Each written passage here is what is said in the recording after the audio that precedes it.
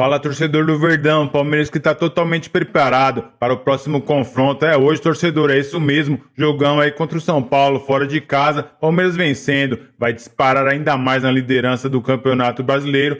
Para esse confronto, o Palmeiras não tem nenhum desfalque, força total para cima do São Paulo. Eu vou trazer aqui também, torcedor, a provável escalação do Verdão para esse confronto, viu? O Palmeiras está com 16 pontos e vencendo, vai para 19 e dispara na liderança. Eu separei aqui um corte da programação, deixe seu like e não se esqueça de se inscrever no nosso canal, galera. Então vamos para o programa. E o clássico aqui de São Paulo começou mais cedo, com os dirigentes atacando o adversário. Mas a disputa que interessa vai acontecer com bola rolando. Neste sábado, o Palmeiras joga para se isolar na liderança.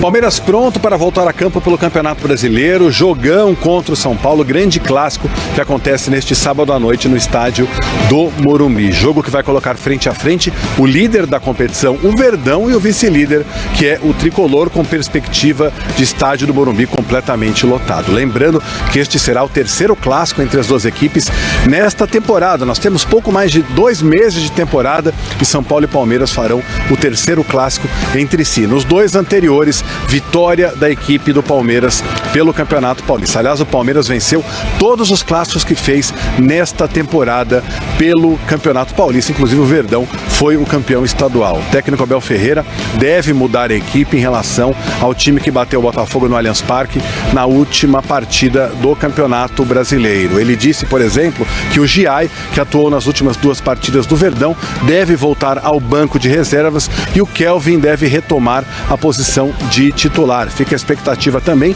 em relação ao Piquerez, que não participou das 2 últimas partidas do Verdão. O Arthur foi o titular da lateral esquerda da equipe do técnico Abel Ferreira. Ele que tem muito medo de perder jogadores por conta de lesões neste calendário tão apertado que rege o futebol brasileiro. Expectativa também de que o Vitor Roque possa começar como titular. Ele que começou no banco de reservas na partida diante do Botafogo, entrou apenas no segundo tempo, bem como o Murilo, que também se recuperou de contusão, ficou no banco de reservas contra a equipe do Botafogo no último meio de semana. A gente sabe que é um jogo especial, sabe que é muito importante para o nosso torcedor, para a gente internamente também.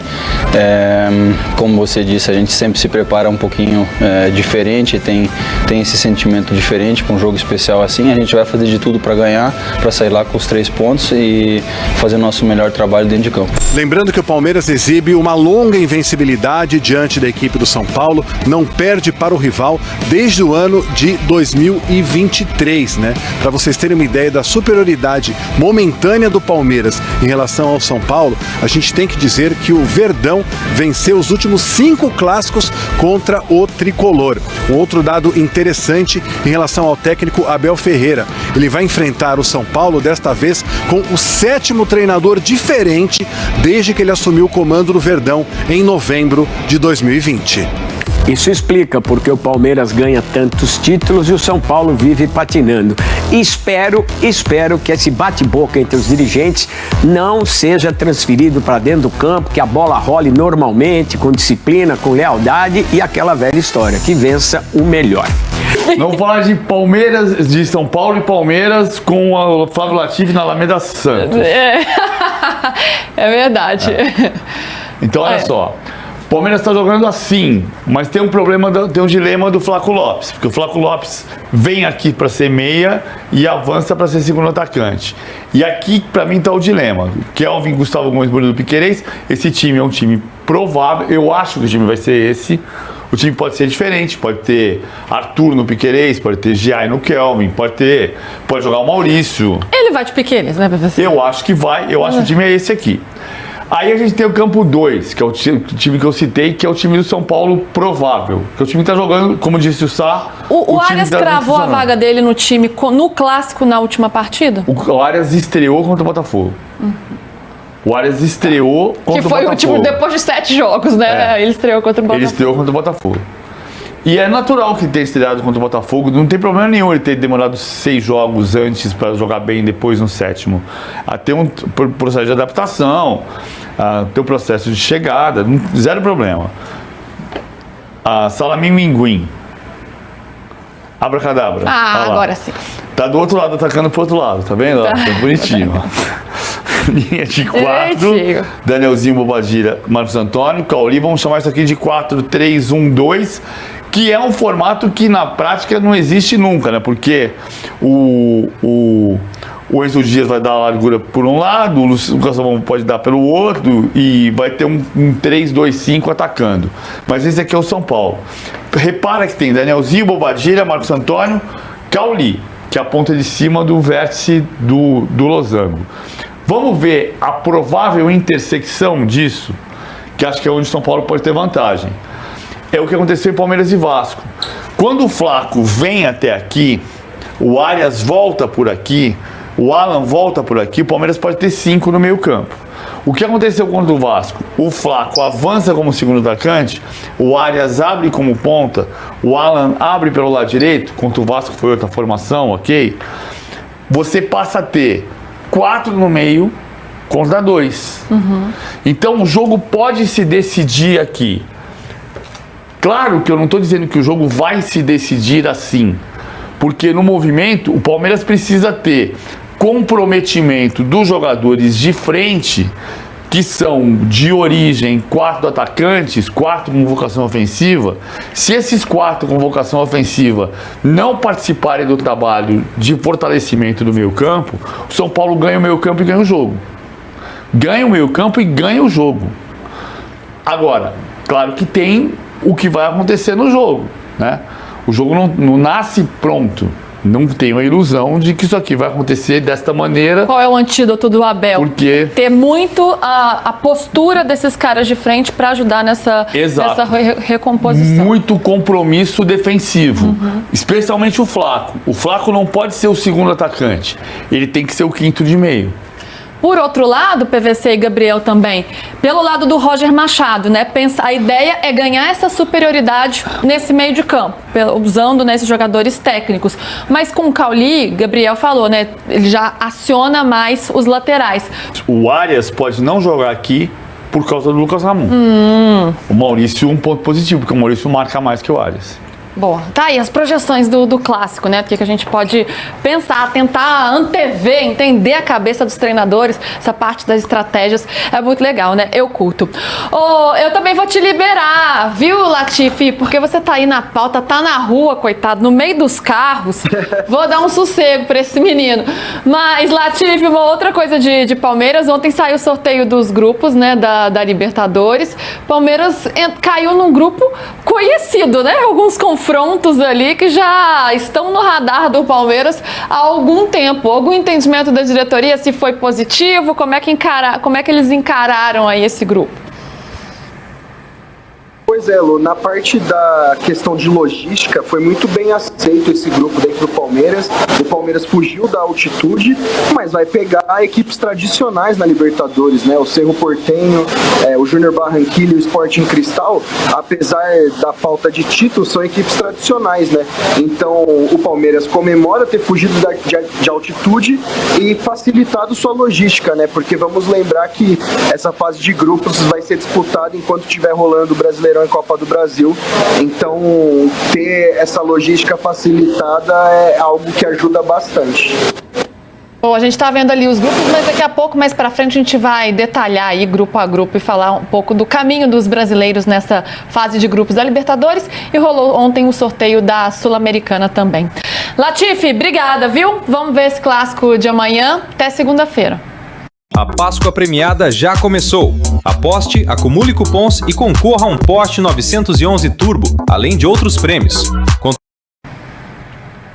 Valeu, Lu. Estaremos lá no Morumbi, fiquem de olho no UOL. E só uma última pitada sobre a escalação do Palmeiras.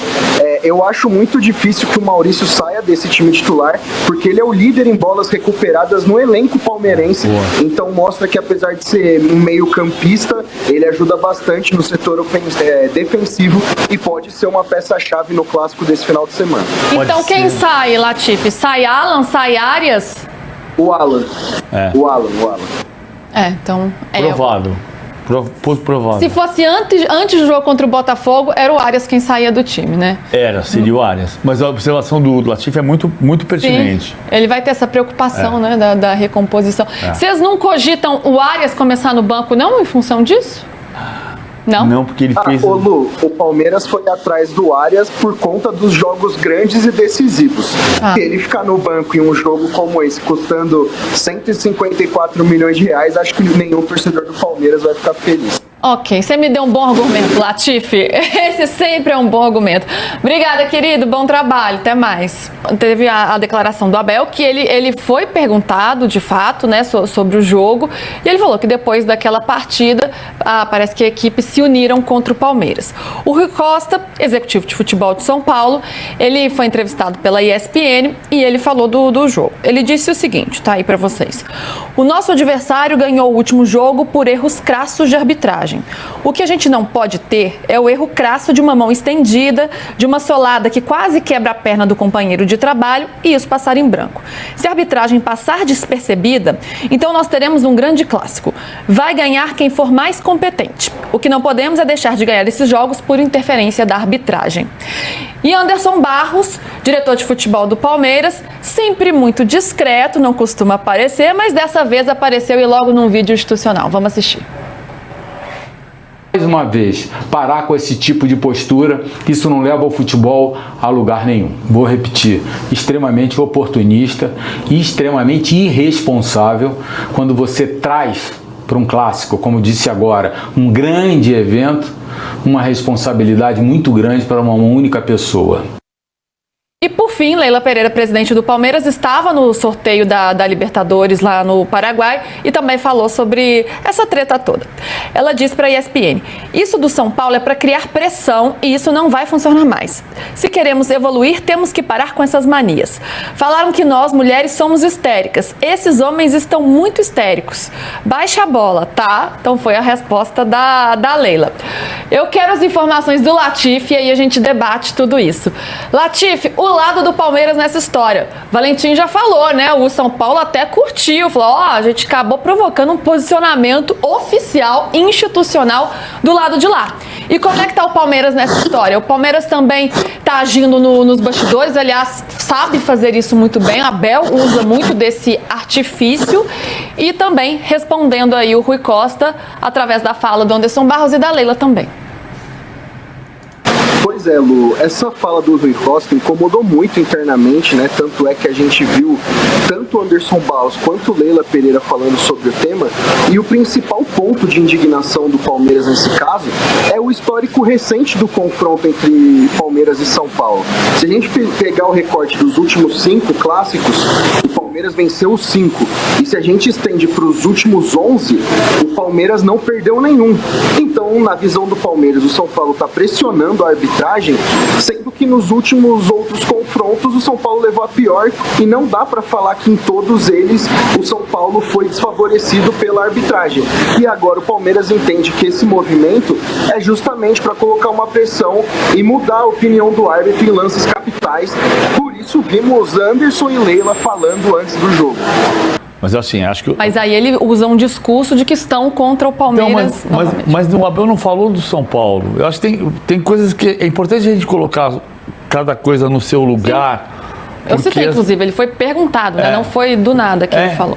Assim, porque o Abel...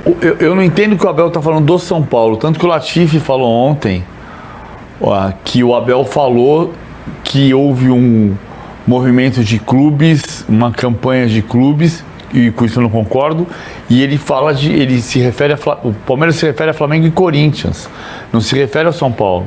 O Latifi até pode nos corrigir, mas a fala do Abel, a gente pode até pegar o pessoal do Switch e pode me ajudar também, qual foi a declaração literal do Abel. Ele não fala de Flamengo e Corinthians. Ele fala, depois daquele jogo, não imaginava que 3 equipes iam se unir contra o Palmeiras. 2 ou 3 equipes. Preferia ter perdido o jogo se fosse o caso. Como é que foi, Latifi? O Abel, ele diz que outras equipes se uniram. Primeiro, qual foi a pergunta, Latifi? Você lembra? O Abel foi questionado sobre a situação de voltar ao Morumbi, né, o clássico contra o São Paulo, e aí ele comenta a partida, né, que o último jogo foi marcado pelo pênalti polêmico não marcado e que ele preferia ter perdido aquele jogo por conta das consequências da partida. O que ele quis dizer com isso? Naquele momento, a gente trouxe a informação ontem, ele estava dizendo que São Paulo, Flamengo e Corinthians se aproveitaram dessa comoção em cima do lance para também criar essa narrativa de que o Palmeiras era uma equipe beneficiada no Brasileirão e aquilo mudou as rédeas da competição. Tanto é que o Palmeiras trata aquele jogo contra o São Paulo no Morumbi como o jogo que tudo mudou, principalmente envolvendo a arbitragem até o fim daquele Brasileirão que o Palmeiras terminou com vice-campeonato. Eu acho que assim, vamos por partes. Primeiro, é evidente que o Palmeiras foi beneficiado naquele jogo. Né? É evidente que o Palmeiras foi beneficiado naquele jogo. Foi pênalti para o São Paulo e o pênalti não foi marcado, tá? É diferente você dizer o Palmeiras ganhou aquele clássico por causa do erro de arbitragem. São duas, uma coisa está ligada à outra, mas uma coisa não é consequência da outra. O Palmeiras ganhou aquele clássico e aquele clássico teve um lance decisivo que foi benefício ao Palmeiras, prejuízo ao São Paulo. Deu para entender que tem uma diferença? Mas assim, claro que o São Paulo foi prejudicado. Evidente que foi prejudicado. Evidente que o Palmeiras foi beneficiado naquele jogo. Esse é um ponto. A partir daqui, quando o Abel fala voltar ao Morumbi, cara, eu preferia ter perdido aquele jogo do que ter acontecido o que houve depois, que na opinião dele, e eu do ponto de vista da informação, depois daquele jogo houve 24 jogos de Palmeiras em arbitragem de árbitros brasileiros e que não houve pênalti marcado contra o Palmeiras e houve o lance do Jorginho com o Gustavo Gomes, houve o lance do atropelamento do Maurício na pequena área, houve o lance do Ramon tocando a bola no braço dentro da grande área do Palmeiras e Vitória. Todos os lances foram pênaltis? Não. Acho que tem lances discutíveis e para mim tem um lance indiscutível que é o atropelamento sobre o Maurício na pequena área da Vila Belmiro. Então os árbitros passaram a olhar para o Palmeiras de um outro ponto de vista. Eu acho que depois daquele lance o lance foi um escândalo, né? O lance de não marcar o pênalti a favor do São Paulo foi um escândalo. Evidente que foi um escândalo, era pênalti evidente. E a partir dali ficou de fato uma impressão de que o Palmeiras era o clube mais beneficiado pela arbitragem, quando a gente imagina que na arbitragem do Brasil tem um erro cá, tem um erro lá, tem um erro aqui, você é prejudicado e ajudado e beneficiado. É que aquele lance foi muito hiperbólico, né? Foi muito exagerado. De fato. Aí o ponto central aqui passa a ser outro. Por que nós vamos falar sobre arbitragem antes do clássico? Porque nós vamos pressionar o árbitro. É por isso que se fala. Aí você fala assim, não, mas eu só falei porque eu fui perguntado. Sim, eu aproveitei que eu fui perguntado e falei. Isso vale pro Abel, isso vale pro Rui, isso vale pro Anderson Barros, isso vale pra Leila. Então assim, cara, devia ter um clima menos bélico antes do jogo. Porque o jogo, o ano passado, é verdade, o Palmeiras teve o lance do pênalti do Vitor Roque no Allianz Parque, que para a maior parte das pessoas não foi pênalti. O lance do Vitor Roque não é da mesma natureza do lance do Alan com o Tapia. É um lance mais discutível, embora eu também ache que não foi pênalti e foi marcado pênalti a favor do Palmeiras.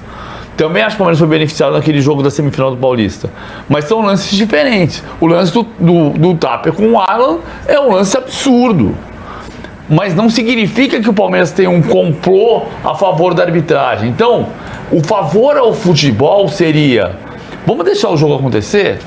Que não é o que está acontecendo, então, porque a briga começou muito só antes. Um ponto em cima disso também, né? Em 2023, lembra, porque estava nesse jogo também, a Leila, antes do clássico, ela foi na zona mista falar da arbitragem, né? Ela foi falar da CBF, falar que as pessoas têm certa dificuldade em ouvir a verdade, e isso na época foi interpretado pelo Clube do São Paulo como uma forma de você pressionar a arbitragem antes do jogo. E aí passam 3 anos, tem essas cutucadas do Abel, que não dizem respeito diretamente ao São Paulo, mas ele nunca admitiu o erro no jogo também. Por que a Leila foi falar? E a Leila tá errada. A Leila tá errada de falar de arbitragem, a Leila tá errada de falar sobre... Homens chamam mulheres de histéricas. Tá errado. Tá errado. Eu nunca chamei uma mulher de histérica. Fala Palestra, o Palmeiras está totalmente preparado, já está pronto, viu? Fez o seu último treinamento ontem lá na academia de futebol. Palmeiras que para essa partida contra o São Paulo defende uma grande invencibilidade contra o nosso rival, o torcedor. Desde 2023, Palmeiras não perde ali para o São Paulo, já são 11 partidas. Tomara que hoje o Palmeiras consiga aí manter esse pequeno tabu e o Verdão aí, quem sabe, né, possa vencer, disparar na liderança ainda mais. Palmeiras hoje está com 16 pontos, vencendo vai para 19, se isola ainda mais na liderança do Campeonato Brasileiro. Para esse confronto, o Palmeiras não tem nenhum problema de desfalque, viu? Inclusive, tá voltando até o Piquerez, o jogador que não atuou na última partida ali do Palmeiras, onde vencemos o Botafogo na nossa casa por 2-1, fizemos um grande primeiro tempo, né? O segundo tempo o Verdão deixou um pouquinho a desejar, mas nessa partida contra o São Paulo, o Palmeiras tem que ter foco total e não pode jogar aí dois tempos distintos, viu? Temos que jogar com toda a intensidade no primeiro e no segundo tempo. Quem sabe ainda no primeiro tempo o Verdão já abre o placar, né? E quem sabe já consolide a sua vitória fora de casa. Para esse confronto, o Palmeiras também vai ter ali o Arias, né, como titular, com certeza. Isso porque, torcedor, o Arias fez uma grande partida na última vitória do Verdão dentro da sua casa, fez um gol, correu demais, né? Deu vários dribles ali. É um jogador diferenciado, eu tenho certeza que ele vai ajudar demais o Verdão aí na temporada. Agora fica aquela dúvida, quem vai sair do time aí para a entrada do Arias? O Arias já vem sendo titular nas últimas partidas, né? Mas o Palmeiras tem um grande elenco e o time está muito forte. Na minha opinião, para ficar o Arias no time titular, vai ter que sair alguém, na minha opinião, vai ser o Alan. Ele não vai tirar o Maurício, porque o Maurício é líder em desarmes ali do Palmeiras, viu? E aí, torcedor, aproveite, deixa o seu palpite para Palmeiras e São Paulo e Palmeiras.